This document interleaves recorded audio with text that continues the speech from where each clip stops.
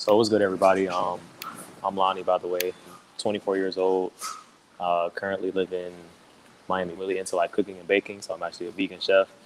I've been doing that for the past few years. I actually went to school for that, culinary school. So, music and like writing poetry and different stuff like that. My name is Salvador. I am originally born in Ohio. Now I'm living in Texas, about to be 21. I was originally doing some studying in pharmacology and biology, but I switched to psychiatry as my major, or psychology as my major, because as I started doing some digging, especially into this type of stuff, I realized how much more into just like the psyche and human behavior and stuff like that I've been just in my entire life in general. Hi guys, my name's Emrys.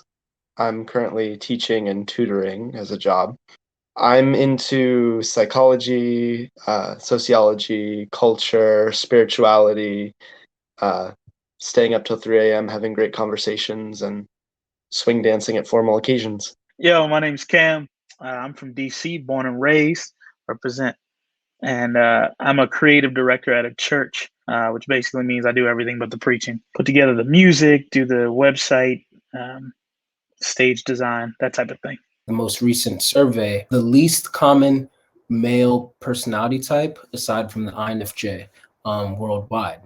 Well, if nothing else, I've realized that all four of you are much more intelligent than I am. I think the thing that really resonated with me as far as the general descriptor is empathy, right?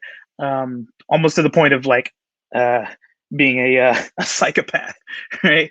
I had already felt very different from a lot of men around me. I don't know what those words mean, the social and the sexual, but I do want to have sex. How are your platonic and romantic relationships with women? I always got along with men and women really easily, but like with women, it was always easy for me to like be friends and be platonic, but like the dating aspect, I kind of struggle with in some aspects, because it's like dating and friendships is like similar but different. Ever since I was like in first grade, like my mom she will like always say this, like, oh yeah, I remember whenever you first walked in your first grade classroom, the teacher told me that all the girls' eyes lit up and whatever. And I'm just like, okay, I mean, I don't remember that, but whatever.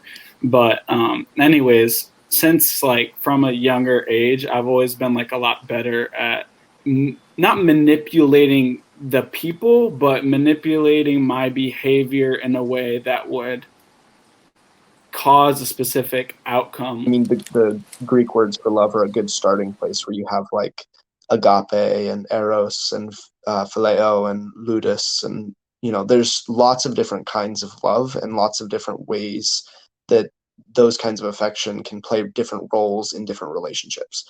I won't say more comfortable, but it was just easy to be friends with women. It was easy to talk to. They weren't as judgmental when you went sort of into your sort of emotional or less analytical side. And so I kind of gravitated towards that. But as far as romantically, I just kind of avoided it at all costs. Ludus is the most flirtatious, and it could be anything from going to dance with somebody on the dance floor and all of that, to even drinking with your buddies and bagging on them. Cup is red and white. Do we all agree? Actually, I'm colorblind, so... What's your thoughts on masculinity and toxic masculinity? I think I wish people knew about me more. I'm a lot more, I guess, philosophical and intuitive than I think I make show all the time. Sometimes people don't take me seriously because I always love saying jokes that are like really stupid. Like those were always my jokes, like the ones that just make people say like, what did you just say? To be serious or want to have like an actual in-depth conversation, I try to have it. They're like, oh really? I didn't know you were like that, or I didn't take you seriously. It's like I wish it could be both, but very oftentimes it's like one or the other, and sometimes it's good to have people around me that I can be both. I would very much like people to know that, just like anybody else, I'm just doing the best I can with what I know and what I have, and like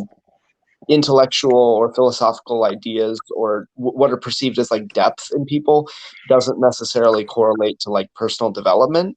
I require outward processing in order to figure something out, and that's kind of why I'm the dude that's always poking the bear, trying to play devil's advocate. It's like you were saying, I'm not proselytizing, I'm pontificating.